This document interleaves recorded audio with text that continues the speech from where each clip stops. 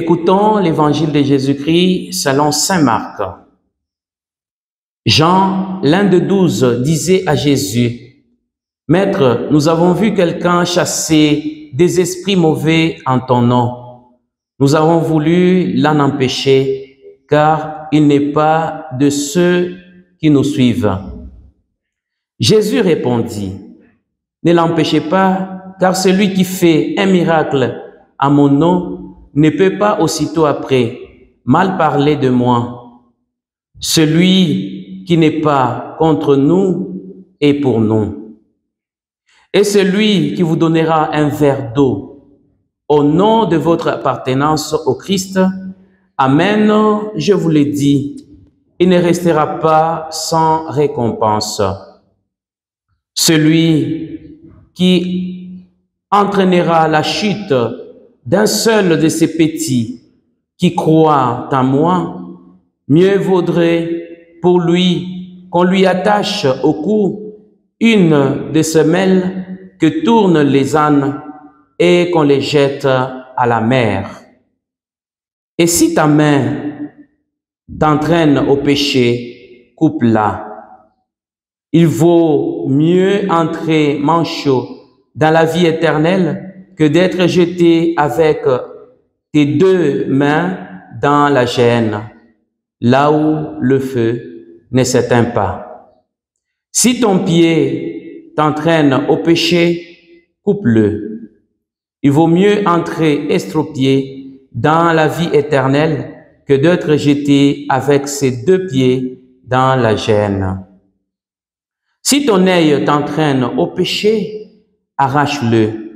Il vaut mieux entrer borgne dans le royaume de Dieu que d'être jeté avec tes deux yeux dans la gêne, là où les vers ne meurent pas et où le feu ne s'éteint pas.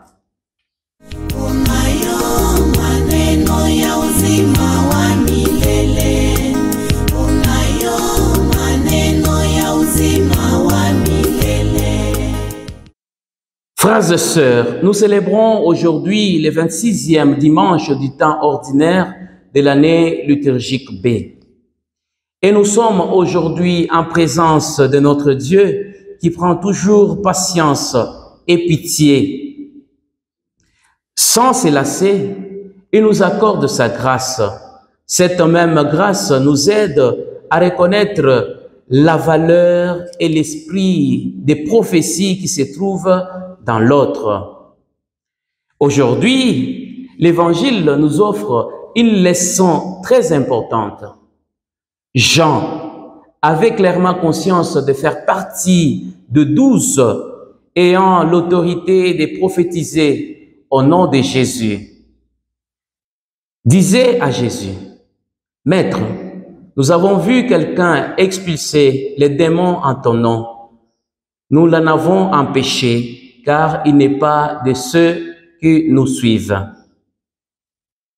Frères et sœurs, les apôtres, en réagissant ainsi, ils étaient conscients qu'ils appartenaient au Christ et qu'ils avaient le droit exclusif de prêcher, de guérir et de chasser les démons.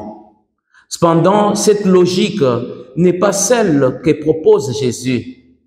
Jésus répondit, « Ne l'empêchez pas, car celui qui fait un miracle à mon nom ne peut pas aussitôt après mal parler de moi. Celui qui n'est pas contre nous est pour nous. » Avec cette réponse, Jésus donne une leçon importante. Le Christ n'est pas une propriété privée. Le Christ ne peut pas être privatisé. Il est bien plus large et s'ouvre à tous. Il nous enseigne que le bien peut aussi être trouvé chez les autres. Il y a beaucoup de bien chez d'autres frères, chez d'autres personnes qui ne sont peut-être pas si proches ou n'appartiennent pas à notre communauté. On pourrait dire, en résumé de cet évangile, que tous ceux qui font le bien sont amis de Jésus, ou que tous ceux qui font le bien peuvent l'être. Alors, quand on voit un frère qui fait du bien à sa communauté à travers ses talents, ou quand on voit une personne faire du bien à sa société par sa générosité, il faut se réjouir car chaque pas vers le bien des autres est un pas de plus vers le Seigneur et vers le salut. Quiconque exerce la charité et la miséricorde aura sa récompense.